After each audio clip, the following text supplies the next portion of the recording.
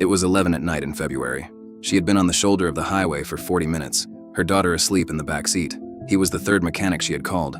The first two said they could come in the morning. He worked in the cold for an hour and a half. When it was done, she tried to pay him. He shook his head and said, "Someone did this for me once. Pass it on someday." She never got his name. For 20 years, she called him the man who came anyway, and she told her daughter that story the way some people tell stories that need to be kept. Often, carefully.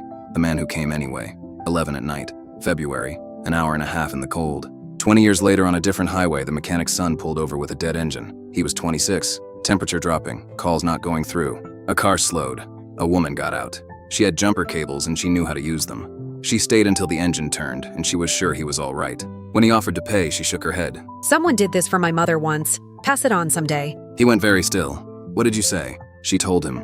The highway, the winter, the mechanic who came at 11 and would not take $1, 20 years ago, a town called Millbrook. He was quiet for a moment. That was my father. Neither of them spoke for a while. The highway quiet around them, the kind of quiet that happens when something has just completed itself. His father had died 4 years ago.